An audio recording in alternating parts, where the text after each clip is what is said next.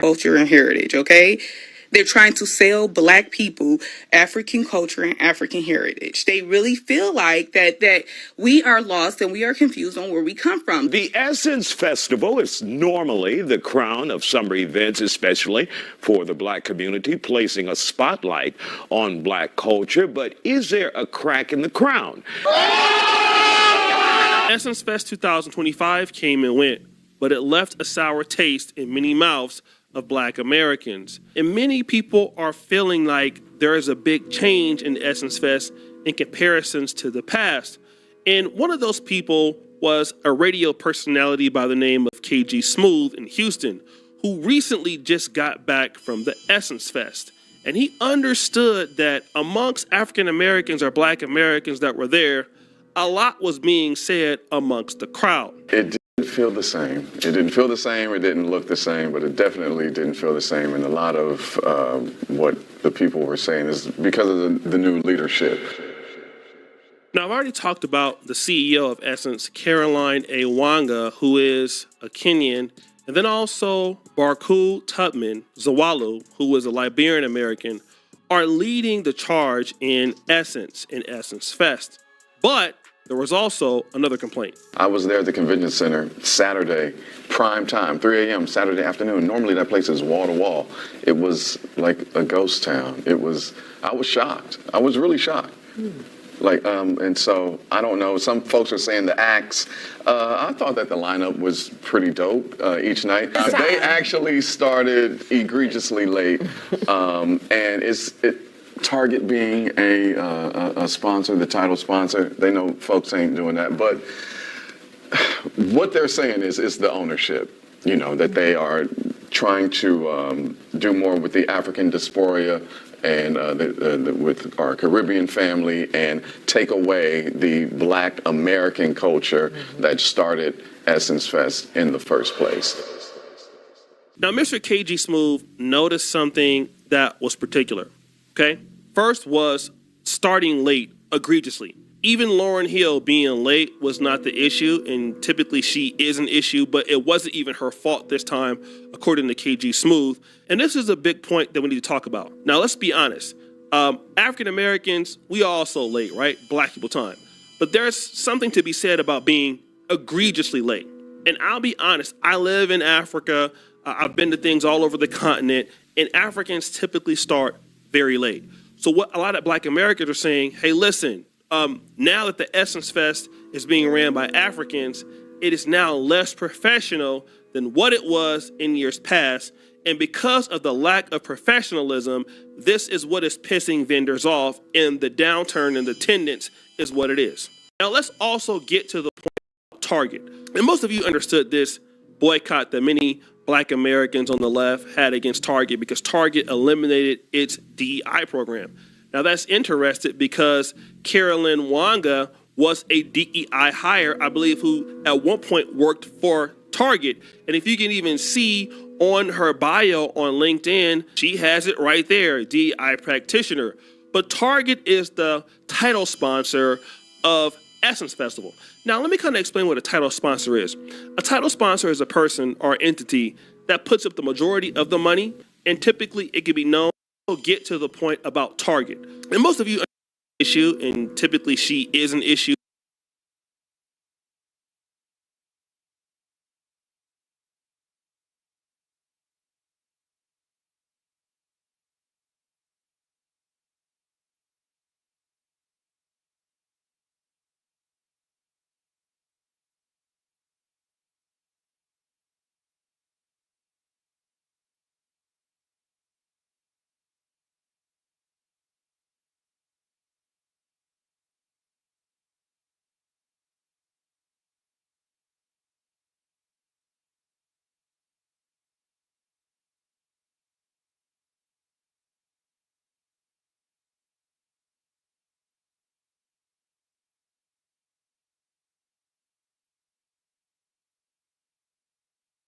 But it wasn't even her fault this time, according to KG Smooth.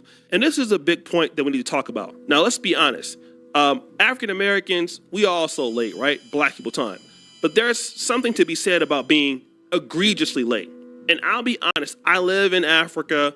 I've been to things all over the continent, and Africans typically start very late.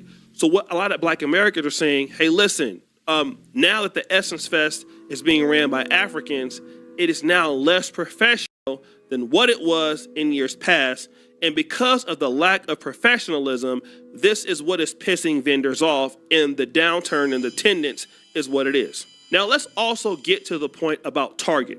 And most of you understood this boycott that many Black Americans on the left had against Target because Target eliminated its DEI program.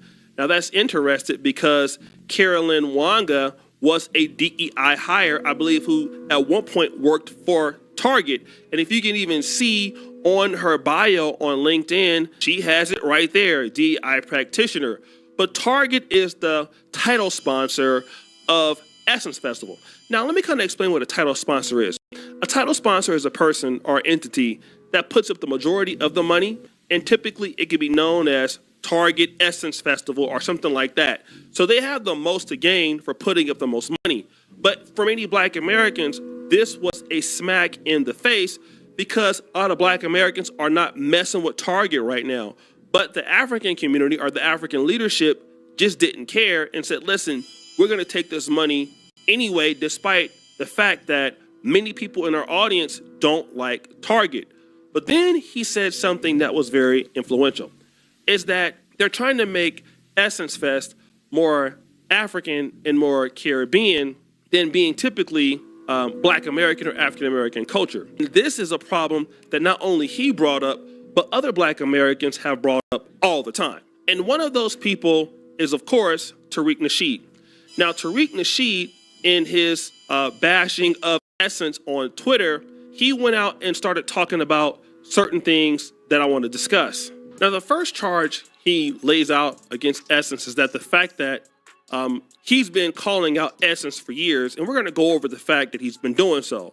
Because I've been calling out the tethering of Essence for years. He also says here, I got receipts going back almost a decade of me calling out Essence magazines for their shenanigans. And then he also says, the tethering of the Essence Fest got so bad, our foundational Black American icon, Stephanie Mills, had to call out the event organizers out for their lack of professionalism and janky practices. And one of those practices, of course, was them being late. But again, I want to go ahead and go over some of these tweets that basically he's talking about as far as 2016. Tariq Nasheed wrote this, and you wonder why so-called Black media outlets like Ebony and Essence have completely fallen off, all right? Then also, he posts here. This is in July 1st, 2020, exactly 5 years ago. Does Essence magazine have Billy Porter in a red, black, and green dress to represent the essence of Black struggle against systemic white supremacy? Now, again, Essence is very left-leaning and female-leaning, but it's also very welcoming to the LGBTQ community. So is Essence. And so what Tariq Nasheed has a problem with is the fact that you have this man who is gay, and which he probably doesn't have a problem with the fact that somebody's gay, but now you're trying to tie that to the Black struggle against white people when the LGBTQ struggle might be completely different than the Black struggle, but what you're trying to do is conflate both of them into one struggle, which many people might have an issue with. Now, he also talks about the selling out of Essence. Here, August 13, 2022, he says here, the Kenyan editor at Essence is upset that foundational Black Americans are aware of the cultural differences we have, and we aren't allowing any and everyone to speak for us. Remember, those non-FBAs at Essence have been publishing this type of nonsense for the last decade. Now, if you guys remember Ralph Richard Banks, the Stanford law professor who suggested that Black women stop exclusively dating Black men and try to go out there and get white men. And basically that was a very controversial article. So imagine a Black male magazine that is, really interested in bringing Black men together. And that magazine would take a shot at Black women saying that, it's better for Black men to marry white women than Black women. It would have been up in smoke. But again, imagine if it was an African man saying that for African-American male magazine, that would be a big issue. But not only did Tariq Nasheed point these things out, he actually discussed it on his Twitter space. Listen, Essence, that was created to celebrate the foundational Black American experience, not really a Pan-African thing. You know, the Essence Festival was really originally a celebration to celebrate foundational Black American womanhood, music, resilience, cultural excellence. And now they've been really hard-body trying to shift the narrative into a generalized African or a Pan-Caribbean theme. And that just, to be honest, it dilutes the core identity and it alienates the original base. Let's be real, man. Foundational Black American audiences, we don't really relate to these foreign-centered messagings. We just don't. Now, if you can hear what Brother Tariq is saying here, he's making a very interesting point. Essence Fest is trying to basically merge these cultures and trying to make, in his opinion, Essence Fest more of a Pan-African or a Pan-Caribbean thing. But if you look at what Essence Fest started off as, that wasn't the case. Let me just say this. Every May 25th around the world, there's something called Africa Day, all right?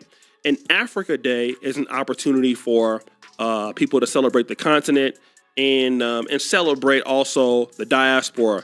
And that is more suited for an African-American culture to come in, Ugandan culture to come in, Kenyan culture. I've been a part of Africa Day here on the continent and also Africa Day in Europe.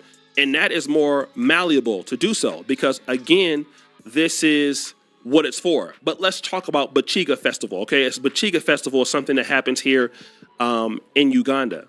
I think it's like almost 3 times a year. It's basically Western Ugandan culture.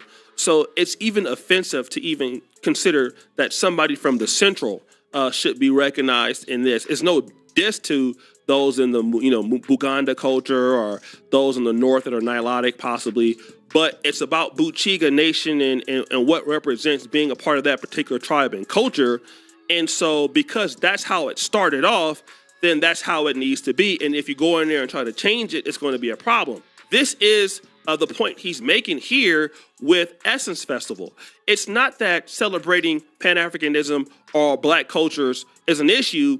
It's just that this is not what this event is about. And there could be an opportunity for another event to do so. And then now you're bringing in, different cultures and different systems, and then also a lack of professionalism that he might say is coming from your community because these problems didn't exist before. That is an issue. But he also said this. When the Essence branding is just getting too foreign, it comes off as inauthentic and performative. It's not celebratory. It looks funny style. And also in New Orleans, listen, it's not an inclusive thing. People are now looking at this whole Africanizing and Caribbeanizing of the culture, not as some type of global come together kumbaya aesthetic. It's looking like a covert takeover and a covert erasure. Y'all remember when Essence, I put up this video that Essence did not too long ago talking about New Orleans. I think they were trying to promote the Essence Fest. And they were talking about New Orleans is the north part of the Caribbean. And I said, nah. See, they're really trying to push that BS. Not only is that offensive to foundational Black Americans in general, that's offensive to the brothers and sisters of New Orleans. They don't like that. He's also saying that, listen, now you guys are trying to tie New Orleans culture to the Caribbean culture. And, and it's like rewriting the history. And I thought that was a pretty interesting comment because a person commented on my last video I made about this, Choco Beauty 8, shout out to her. She says, as a New Orleans native who previously attended multiple Essence Fest concerts and convention center activities, I have observed some changes with how Essence Fest interacts with local culture, particularly around 2017. Furthermore, in recent years, Essence has taken legal action against local vendors who utilize the Essence platform to promote community events such as day parties and author meet and greets. Essence Festival has a requirement for restaurants near the convention center and the Superdome to close if they do not offer Coca-Cola products during the festival weekend. It makes it seem that restaurants do not want Essence Fest visitors as customers. But here's the most important part, okay?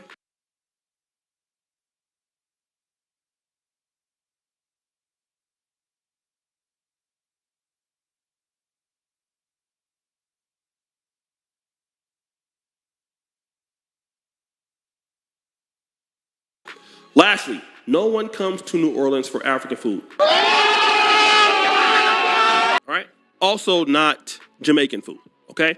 We're going to be honest. So, we all know New Orleans for the gumbo, the jambalaya, the classic African American dishes. Now, there was an African brother who went to Essence Fest, and he had this to say. Africans ruin Essence Fest. You would think you walked around and you just heard Jerusalem, Ikaya Nami.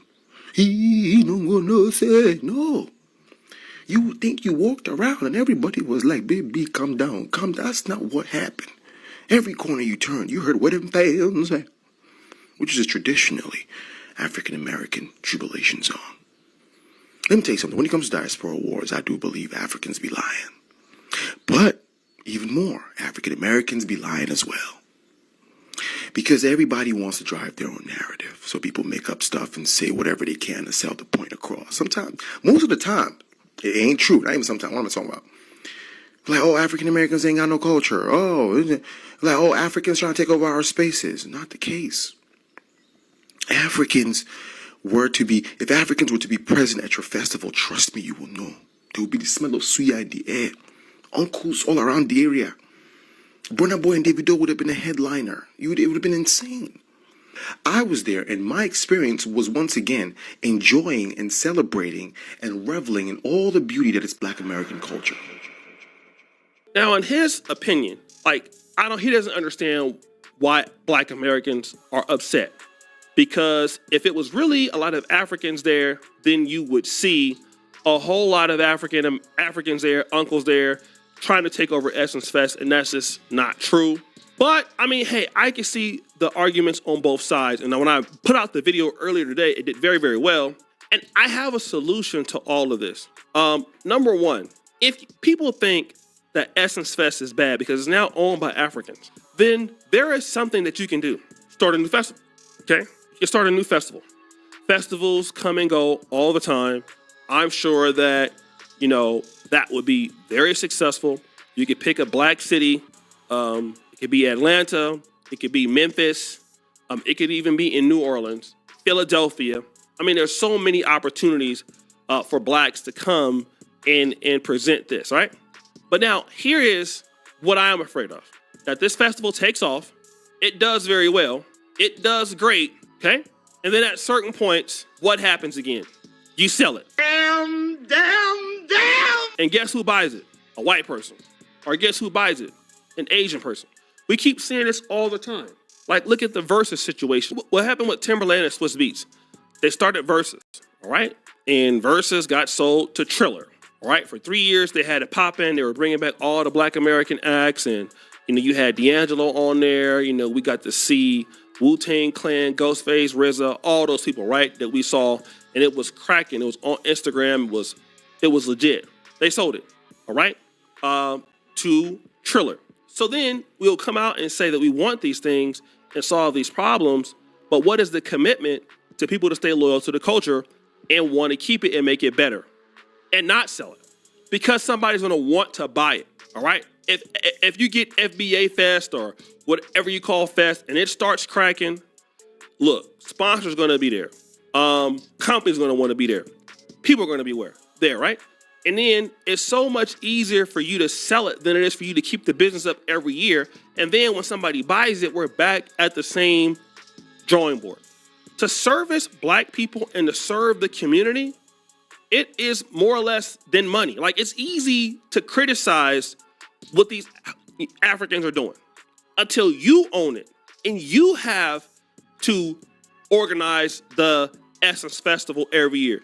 And you have to, make sure that all of the seating and all of the designs and all of that is there, and dealing with vendors and dealing with hotels. And it's not an easy job, okay? Now, you may not want to deal with that every single year. And also the magazine every single year. And it's easy to make those complaints. But then once you go out on your own and you have your things, then it becomes you, all right? And now you're responsible for it. And so once you're responsible for it, now if you are late, if you don't give good value, if you don't do all of that, and if you're not committed to keeping this in the culture,